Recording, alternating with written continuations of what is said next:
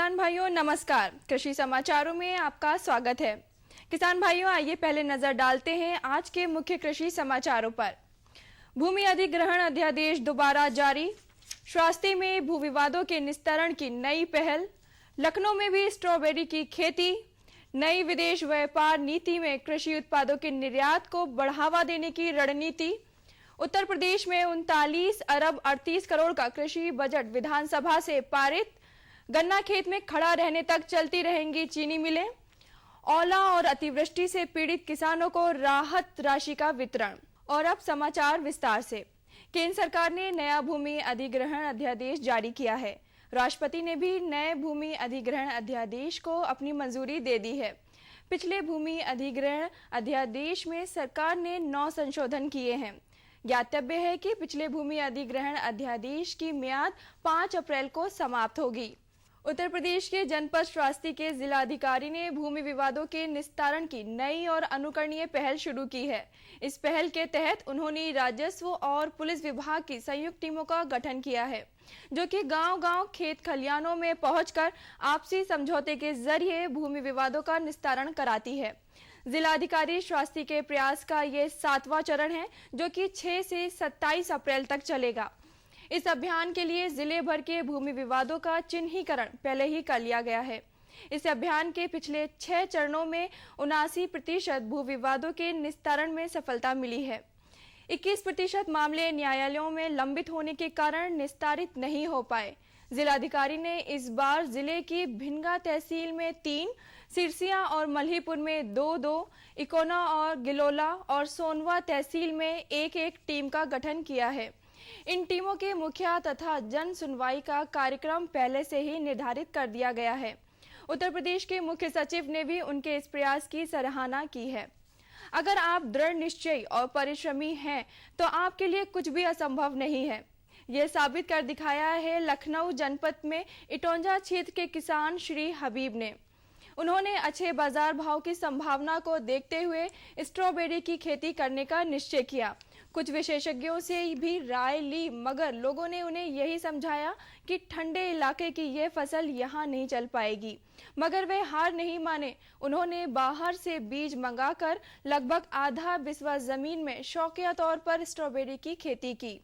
1-1 foot की दूरी पर पौध उगाया और फसल को गर्मी से बचाने तथा खेत में नमी बरकरार रखने के लिए खेत के चारों ओर पेड़ लगा दिया और खेत को पॉलीथीन से ढक भी दिया। उनकी मेहनत रंग लाई। विपरीत जलवायु में भी उन्होंने स्ट्रॉबेरी की सफल खेती करके दिखला दिया। अपने अनुभव बताते हुए उन्होंने कहा कि फसल उगाने से ज्यादा चुनौतीपूर्ण कार्य है इसके उत्पाद को बाजार तक पहुंचाना है, क्योंकि इसके फल गर्मी बर्दाश्त नहीं कर पाते। इसके लिए कोल्ड चेन की जरूरत होती है, वरना इसके फल तोड़े जाने के बाद 12 से 24 घंटे तक ही उपयोग के लायक रहते हैं। अपनी नई विदेश व्यापार नीति में केंद्र सरकार कृषि उत्पादों के निर्यात को बढ़ावा देगी। आगामी 5 वर्षों के लिए तैयार की गई इस नीति में फल, फूल, सब्जी, डेयरी उत्पाद, जड़ी बूटियां, खली, चाय, कॉफी, मोटे अनाज, प्रसंस्कृत खाद्य पदार्थ, जूट उत्पाद, समुद्री उत्पाद, मोटे अनाजों के उत्पाद और नारियल के रेशों के उत्पाद के निर्यात के लिए सरकार वैश्विक स्तर पर सहायता प्रदान करेगी। इस बार ऐसे 852 उत्पादों को निर्यात प्रोत्साहन के दायरे में रखा गया है, जो कि पिछले विदेश व्यापार नीति में शामिल नहीं थे। उत्तर प्रदेश विधानसभा ने राज्य में कृषि विभाग के लिए 39 अरब 38 करोड़ 3 लाख 1 हजार रुपए का बजट पारित किया है। बजट में प्रदेश में जहां 1000 एग्री जंक्शन खोलने की योजना को मंजूरी प्रदान की गई है, वहीं कई अन्य नई योजनाओं को शुरू करने की भी बजटीय व्यवस्था की गई है। कृषि विभाग के लिए पारित बजट में मुफ्त सिंचाई योजना के लिए 200 करोड़, ग्रामीण क्षेत्रों में विद्युतीकरण के लिए 7000 करोड़, लोहिया ग्रामीण परिवहन सेवा के लिए 100 करोड़, राष्ट्रीय कृषि विकास योजना के लिए 778 करोड़, किसान बीमा दुर्घटना बीमा योजना के लिए 180 करोड़, फसल बीमा योजना के लिए 150 करोड़, भूमि सेना योजना के लिए 114 करोड़, आजमगढ़ और जौनपुर में कृषि विश्वविद्यालय खोलने के लिए 90 करोड़, चीनी मिलों को गन्ना मूल्य भुगतान के लिए 1152 करोड़ और गन्ना समितियों को सशक्त बनाने के लिए 442 करोड़ रुपए की व्यवस्था राज्य के बजट में की गई है। बजट में कृषि उद्यमिता बढ़ाने वाली कुछ नई योजनाओं के लिए भी धन की व्यवस्था की गई है। उत्तर प्रदेश सरकार ने राज्य की चीनी मिलों को निर्देश दिया है कि जब तक किसानों का गन्ना खेत में खड़ा रहे तब तक चीनी मिलें कतई बंद ना की जाएं। प्रदेश के मुख्यमंत्री ने गन्ना मूल्य भुगतान की चर्चा करते हुए कहा कि सहकारी क्षेत्र की चीनी मिलों ने गन्ना मूल्य का पूरा भुगतान कर दिया है। निजी क्षेत्र की चीनी मिलों से गन्ना मूल्य भुगतान कराने के लिए शीघ्र ही प्रभावी कदम उठाए जाएंगे। सरकार ने स्पष्ट किया है कि किसानों के खेत में गन्ना खत्म होने के बाद ही चीनी मिलों को बंद करने की इजाजत दी जाएगी। ओला और अतिवृष्टि से पीड़ित किसानों को राहत राशि का वितरण शुरू हो गया है। सरकारी प्रवक्ता के अनुसार राज्य के 26 जनपदों में पीड़ित किसानों को अब तक 44 करोड़ 74.63 लाख रुपए की राहत राशि प्रदान की जा चुकी है। सरकारी प्रवक्ता के अनुसार मुख्यमंत्री ने जिला अधिकारियों को क्षति आंकलन के लिए निर्देश देते हुए यह भी कहा कि यदि राहत राशि प्रदान करने में धन की समस्या हो तो TR 27 के मद से धन आहरित कर राहत राशि पीड़ित परिवारों को प्रदान की जाए। इसके अलावा सरकार ओला और अतिवृष्टि से पीड़ित किसानों का 6 माह का बिजली का बिल माफ करने संबंधी अनुरोध भी प्रमुख सचिव ऊर्जा के पास निस्तारित करने के लिए भेज दिया है। और आइए अब एक नजर डालते हैं कृषि उत्पादों के मंडी भाव पर।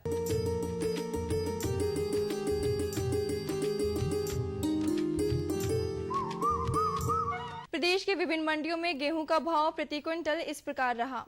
रायबरेली 1450 रुपए, बरेली 1510 रुपए, फैजाबाद 1510 रुपए, मुरादाबाद 1500 रुपए।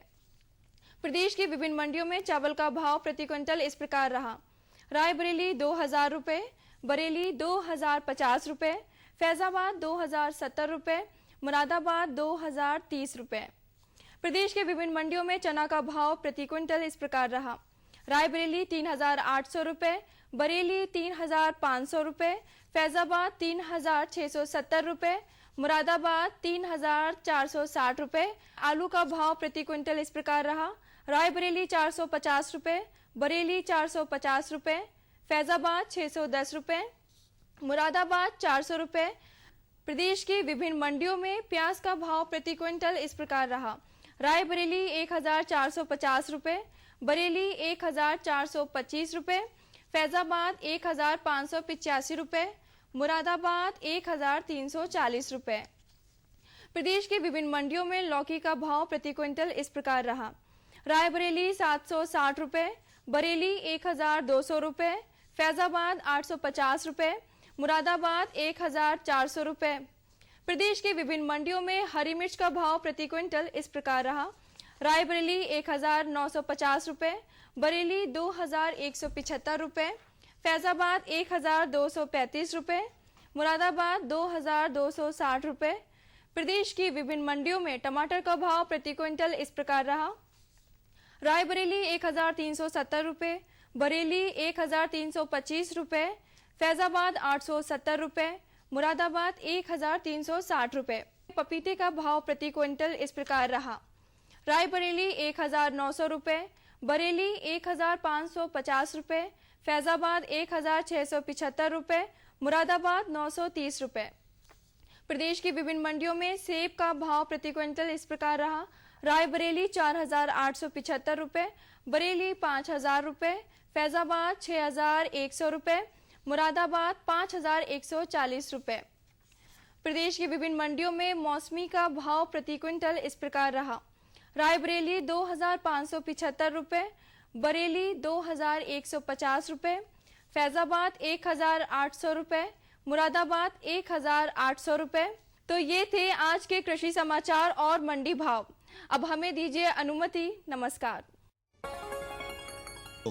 और बताओ। बस। अरे ये क्या भैया जी, बस इतनी सी रासायनिक खाद? किसानी छोड़ रहे हो क्या? किसानी नहीं, नादानी छोड़ रहे हैं। मिट्टी की जांच कराई है। अब तो लालाजी जितनी जरूरत है उतने ही उर्वरक खेत में डालेंगे। हाँ, किसान भाई आज ही अपने जिले की नजदीकी भूमि परीक्षण प्रयोगशाला में मिट्टी की जांच जरूर करवाएं और मिट्टी में पोषक तत्व, नमी व पौधे के विकास को देखते हुए केवल जरूरत के अनुसार ही पोषक तत्व डालें। और हाँ, मिट्टी में गंधक, जस्ता, बोरोन जैसे सूक्ष्म पोषक तत्वों का पता लगाना भी न भूलें।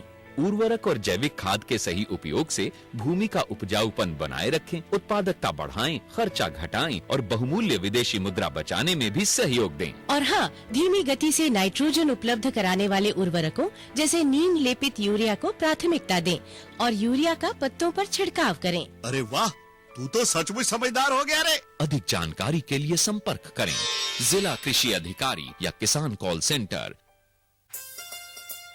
अम्मा खाना दे दो ना।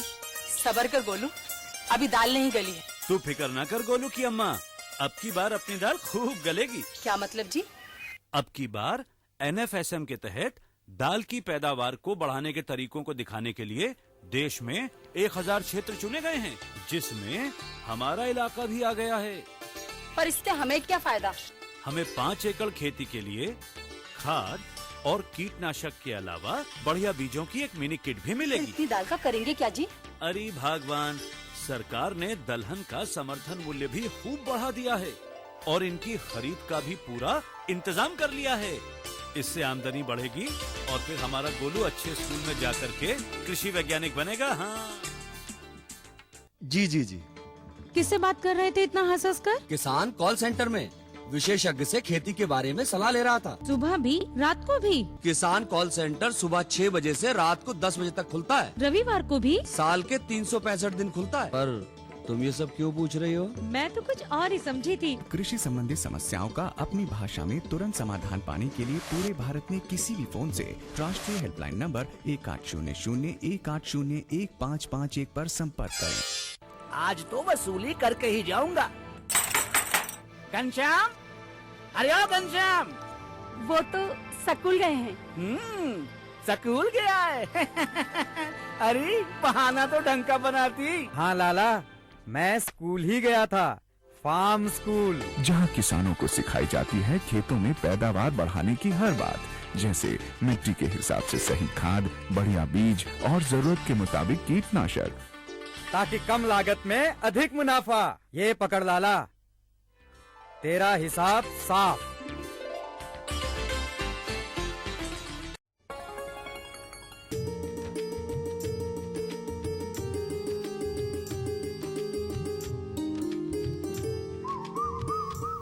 किसान भाइयों नमस्कार।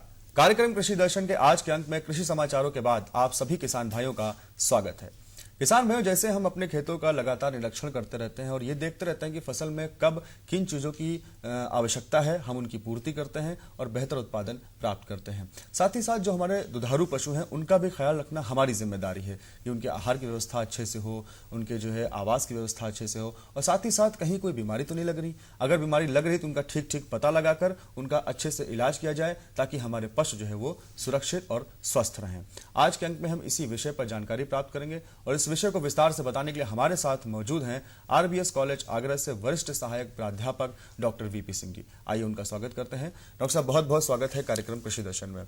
मैं सबसे पहले अपने किसान भाई की तरफ से जानना चाहता हूं कि जो हमारे दुधारू पशु हैं उनका हम ख्याल कैसे रखें, खासकर उनके जो आहार की व्यवस्था है वो हम कैसे करें।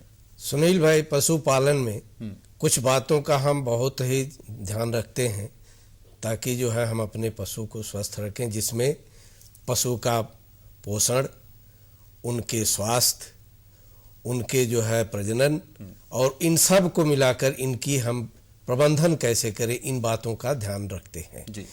इसमें सबसे पहले जो हम काम करते हैं वह जो है उनके आहार की हम बात करते हैं। तो आहार हम किसे कहते हैं? जो 24 घंटों में पशुओं को जो हम चारा और दाना देते हैं उसे हम आहार कहते हैं। अब आहार में बात आती है कि वह कितनी तरह का आहार होता है। तो एक जो है हम पशुओं को जीवन निर्वाह के लिए आहार देते हैं और दूसरा जो है उनके उत्पादन के लिए। किसान भाइयों, जो जीवन निर्वाह के लिए जो हम राशन देते हैं उसमें हमारा पशु सांस लेता है, उठता है, बैठता है, चलता है। अगर वह किसी भी तरह का उत्पादन का काम नहीं करता है फिर भी उसे जीवित रखने के लिए हम 1 से 1.5 किलोग्राम गायों को तथा 1.5 से 2 किलोग्राम भैंस को हम दाने के रूप में देते हैं। इसी तरह से जो है हम उत्पादन के लिए अलग अलग जो है हमारे जो दुधारू पशु हैं उनको राशन देते हैं। इसमें हम 3 तरह के जो है राशन का मिश्रण करते हैं। एक जो है शुष्क चारा होता है, एक हरा चारा होता है, और दूसरा जो है दाना और खलियों का मिश्रण होता है। तो शुष्क चारे और हरे चारे को हम जो है पूरे आहार को का 2/3 भाग देते हैं, और जो दाने और खलियां होती हैं उनको हम 1/3 भाग देते हैं। इस शुष्क चारे में भी जैसे अगर हम 1 किलोग्राम शुष्क चारा भूसा या ज्वार या बाजरे की कुट्टी देते हैं तो ये हमारा शुष्क चारा हुआ। उसमें कम से कम 4 से 5 किलोग्राम हमको हरा चारा मिलाना पड़ता है। तो ये हमारा जो है एक हरे चारे का और शुष्क चारे का रेशियो बनता है। इसके साथ 1/3 भाग जो है दाने और खलियों से देते हैं। ये समय की अगर बात करें, सुबह से लेकर शाम तक में जो उनकी खाने की व्यवस्था करने का समय का भी ध्यान रखना आवश्यक है। कम से कम हमें अपने पशुओं को 2 बार तो चारा खिलाना ही चाहिए, 1 बार सुबह और शाम को। तो 2 बार तो हम खिलाते ही हैं। बीच के समय जैसे दुधारू पशु हैं तो उनको दूध निकालने के बाद सुबह हम चारा खिलाए, दूध निकाले, उसके बाद हम उन्हें जो है चराई के लिए उनका जो है शारीरिक क्रिया ठीक से रहे, उन्हें धूप मिले, हवा मिले, चर करके जो हरा चारा ले। और किसान भाइयों, ध्यान रखते हैं कि हमें अधिक से अधिक हरे चारे का प्रयोग पशु के लिए, दुधारू पशुओं को करके, और अपने हम दाने के रूप में जो व्यय करते हैं उसको हम बचा सकते हैं। अच्छा, कुछ किसान भाई जो सुबह शाम तो उनके आहार की व्यवस्था करते हैं, साथ साथ चरने के लिए भी छोड़ देते हैं, तो ये कितना अच्छा है या कितना आवश्यक है? हम जैसे स्वास्थ्य की बात करते हैं, जैसे हम मनुष्य को खाना खाने के बाद या टहलना जो आवश्यक होता है, इसी तरह से पशुओं को भी टहलना आवश्यक होता है ताकि उनकी जो है शरीर की क्रिया जो है ठीक तरह से रहे और वह चरते हैं। इससे भी वो अपना जो है हरा चारा उसमें मिलता है जिससे उसकी पूर्ति होती है। यह एक आवश्यक कार्य होता है। यानी सामान्य आहार की व्यवस्था करने के साथ साथ उनके पोषक तत्वों का ध्यान रखा जाए, और खासकर जो दुधारू पशु हैं उनके लिए भी हरे चारे की व्यवस्था अच्छे तरीके से करना चाहिए। अवश्य ही। और जैसे आहार जैसे जो हम देते हैं तो हम संतुलित आहार की बात करते हैं जी। तो संतुलित आहार में पशु के आवश्यकता के अनुसार, जिसमें प्रोटीन की मात्रा, वसा की मात्रा, कार्बोहाइड्रेट की मात्रा और उसमें जो है सूक्ष्म तत्वों की मात्रा की जिसमें पूर्ति हो जाती है, उसी को हम संतुलित आहार कहते हैं।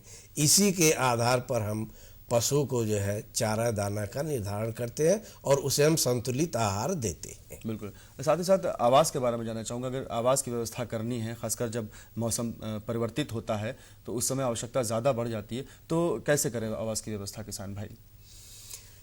किसान भाई, आवास की व्यवस्था जो है हम 2 तरह की करते हैं। अगर हमारे पास कम पशु हैं, 15-20 पशु अगर हम रखते हैं तो हम 2 तरह के आवास बनाते हैं। एक जिसको हम कहते हैं मुंह से मुंह की विधि, जो हमारे गांव में ज़्यादा प्रचलित है। और अगर हमारे पास जब हम डेयरी फार्म के एक व्यवसाय के रूप में करते हैं, अधिक पशु रखते हैं जिसमें 80 से 100 जानवर, तो उसमें जो उनके पूंछ से पूंछ की विधि जो है हम अपनाते हैं। तो अगर जैसे जो किसान भाई घर पे अपने दुधारू पशुओं का पालन पोषण करते हैं तो वो कैसे व्यवस्था करें? उनके लिए जो है मुंह से मुंह वाली विधि सबसे अच्छी विधि है होगी, क्योंकि हमारे पास उतने जानवर नहीं हैं, हमको कम जगह में जो है अपने पशुओं को रखना है, इसलिए मुंह से मुंह की विधि जो है सबसे उत्तम विधि रहेगी। खासकर गांव में देखा जाता है डॉक्टर साहब कि जो है अगर धूप ज़्यादा है तो छांव में बांध देते हैं, पेड़ के नीचे बांध देते हैं। अगर कुछ विशेष कोई तरीका भी अपनाना चाहिए या कुछ विशेष व्यवस्था भी करनी चाहिए? किसान भाई, जैसा कि अब ये मौसम परिवर्तन हो रहा है, जाड़े से अब जो है गर्मी का मौसम आ रहा है। जाड़े में जब हम अपने पशु को बांधते थे तो रात के ठंड से बचाने के लिए, ठंडी हवाओं से बचाने के लिए जो खिड़की दरवाजे होते थे या झोपड़ी में जहाँ रखते थे तो वहाँ जो है टट्टी लगाते थे, या जो है हम ये जूट के बोरे जो है जानवर को उनसे उससे जो है बचत कर दे। अब हमको उसी तरह से अब गर्मी का मौसम आ रहा है, इसलिए ऐसे में यह आवश्यक हो जाता है कि हम अपने पशु को अधिक धूप से बचाएं, तो दिन में हम वही काम करते हैं कि अपने जानवर को जहाँ रखते हैं, दिन में गर्मी से बचाने के लिए हम जो जूट के टट्टी का प्रयोग करें और रात के समय उसे हटा दें, खुली हवा में रखें, जानवर को बिल्कुल खुली हवा में बांधें। इन सब चीज़ों का ध्यान रखेंगे तो इससे जो हम अपने जानवर को धूप से बचा सकेंगे। और दूसरी बात, पानी की बहुत आवश्यकता गर्मी में पड़ती है।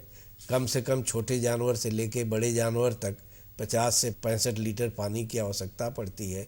इसलिए पानी की समुचित व्यवस्था होनी चाहिए, पानी स्वच्छ होना चाहिए। बिल्कुल। और साहब, जैसे कि आपने बताया कि जो है आहार की व्यवस्था, समुचित व्यवस्था कैसे करें, खासकर संतुलित आहार देना चाहिए पशुओं को, साथ साथ जो है उचित आवास की व्यवस्था करें। और इन सभी जानकारियों के लिए आपका बहुत बहुत धन्यवाद।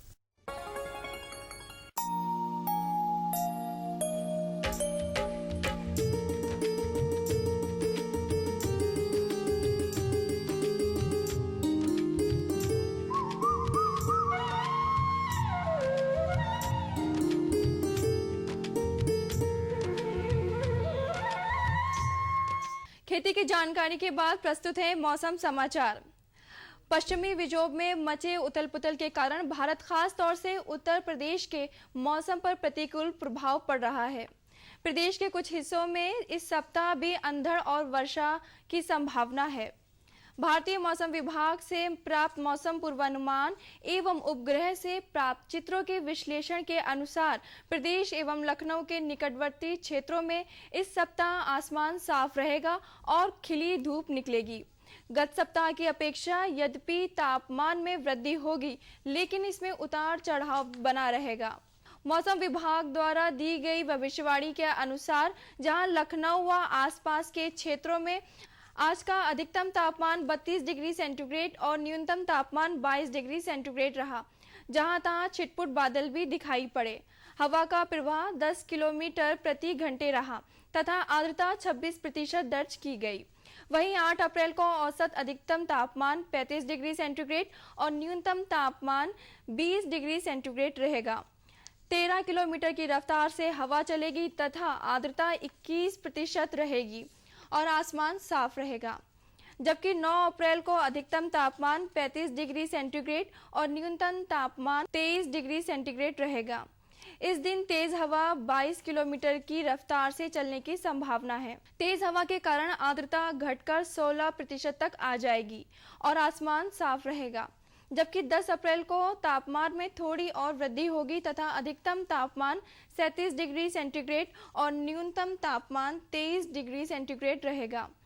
22 किलोमीटर की रफ्तार से हवा चलेगी तथा आर्द्रता 22% रहेगी और आसमान साफ रहेगा तथा खिली धूप निकलेगी। जबकि मेरठ मौसम केंद्र से प्राप्त सूचना के अनुसार 7 अप्रैल को मौसम ने फिर करवट बदली, तापमान में गिरावट आई, अंधड़ और तेज हवा चली तथा छिटपुट वर्षा भी हुई। अधिकतम तापमान 30 डिग्री सेंटीग्रेड और न्यूनतम तापमान 17 डिग्री सेंटीग्रेड रहा तथा धुंध छाई रही। 18 किलोमीटर की रफ्तार से हवा चली। मौसम विभाग के अनुसार पूर्वांचल में भी मौसम प्रायः मेरठ क्षेत्र जैसा ही रहेगा। तो किसान भाइयों, ये थे मौसम समाचार। कुछ और नई जानकारियों के साथ शुक्रवार को फिर उपस्थित होंगे। तब तक के लिए नमस्कार।